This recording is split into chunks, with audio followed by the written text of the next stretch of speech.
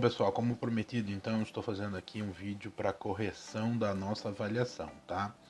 Então, a avaliação sobre mitologia, ela vai de 0 a 10 e tem peso 3 aí na composição da média de vocês. Então, vamos passar aqui as questões, tá? Então, a primeira questão que nós temos aqui é essa.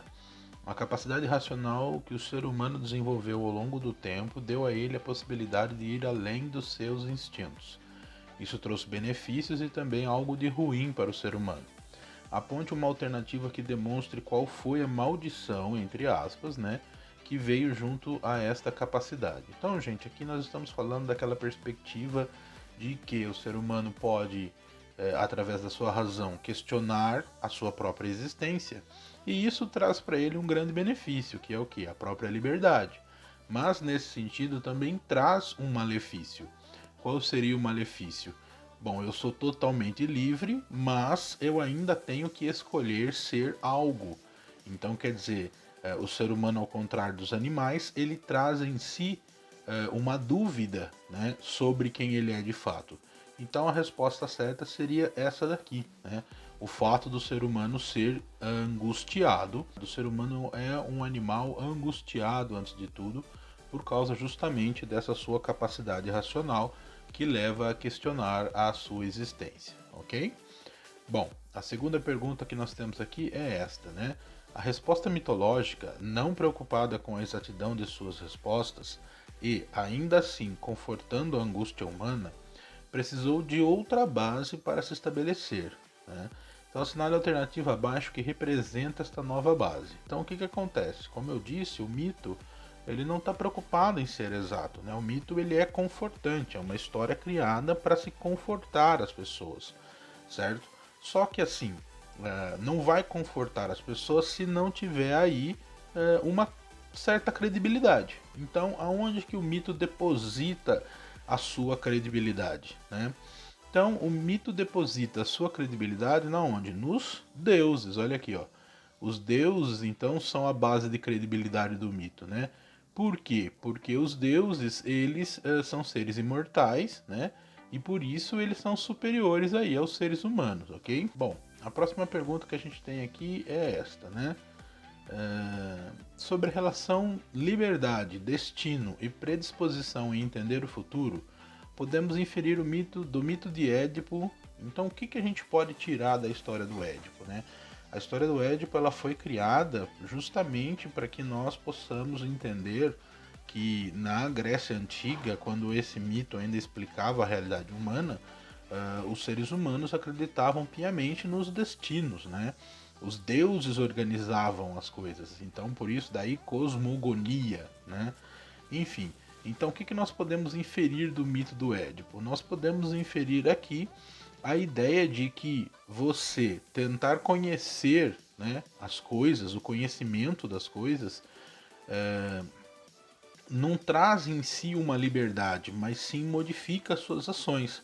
Então você pode perceber que toda vez que um personagem do mito do Édipo vai lá e consulta o oráculo, e o oráculo dá para ele um conhecimento daquilo que ele precisa fazer, ao invés dele ser livre a partir daquele conhecimento, não, ele modifica as suas ações e essa modificação faz com que o que ele está destinado a ele aconteça, né? Então o conhecimento não traz aí a sua liberdade, mas sim ele faz você modificar as suas ações, ok? Depois, a próxima é: o mito grego é uma narrativa sobre a origem das coisas, fundamentando a ordem do mundo segundo as leis, relações e feitos entre os deuses. Sobre o mito, assinale a alternativa incorreta, né? Então aqui está o incorreto. O que está incorreto aqui nessas alternativas? O que está incorreto aqui nessas alternativas é esta palavra aqui, ó, cosmologia, né? Os mitos não são cosmológicos, né? Os mitos são cosmogônicos, ou seja, para o mito existe sim uma ordem no universo, mas esta ordem do universo ela é dada a partir da vontade dos deuses, né? Do destino que os deuses vão propor aí para a própria humanidade. Então, esta palavra aqui é o que torna errado esta alternativa aqui. E aí todas as outras então não contêm termos errados, tá certo? Então, portanto, seria a resposta correta aonde está o erro, seria essa daqui. Os mitos são cosmologias e teologias, ok?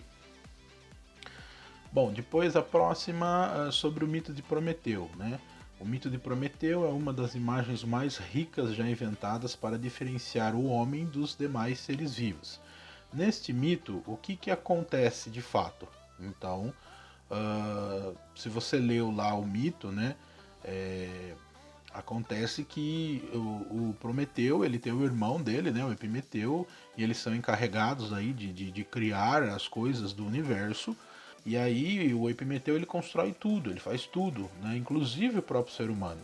Quando Prometeu acorda, aí o que acontece? Ele vê que não tem mais nada para fazer e ele quer ainda assim mostrar aí o seu serviço, né? Então o que ele vai fazer? Ele rouba o fogo, que representa aí o conhecimento, né, a cultura humana, e ele dá aos seres humanos esse controle sobre o fogo. O controle sobre o fogo representa então essa aquisição do saber técnico. O que é o saber técnico? O ser humano passa então a ter controle sobre a própria natureza, né? A alternativa correta então seria esta, né? O roubo do fogo indica o início da cultura humana, né? E representa aí a aquisição de um saber técnico, ok? Bom, depois a penúltima pergunta vai nos dizer o seguinte: os deuses mitológicos estão totalmente ligados às representações dos seres humanos, fazem da realidade vivida. Portanto, a narração mitológica nunca se visualiza uma discrepância muito grande entre a imagem dos deuses e a representação de suas capacidades divinas.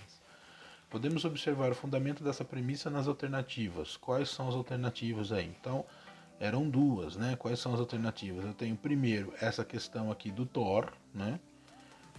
A questão do Thor, que vai realmente tudo que caracteriza o Thor representa o povo viking, né? A questão da arte em construir barcos, né? O ser guerreiro, o próprio martelo, né? Representa essa imagem do povo viking. E para os povos latinos, né? Em especial para o Brasil, o que acontece? A exemplo de Tupã, né, os deuses eles sempre têm uma característica indígena, né? Então se você olhar lá no mito de Tupã, né, no mito que eu separei para vocês, Tupã ele é um índio, né? E aí ele representa aí o próprio ser indígena, né? É óbvio que povo Iorubá, né, originalmente da África, são explorados pelo homem branco, né? Então a presença do homem branco não é uma coisa boa para o povo iorubá, né? A maior colonização da África foi feita pelo homem branco, né? E na mitologia egípcia, essa questão do julgamento das ações invidas não implica na mitologia egípcia, né? Essa é uma questão que implica no cristianismo, né? Na mitologia egípcia já temos aí uma outra perspectiva com relação à morte, ok? E por fim, a questão do Julinho, né? O Julinho namora com a Flavinha e aí para que ela não traia ele, ele fala que não dorme no ponto e aí ele toma diversas atitudes, né?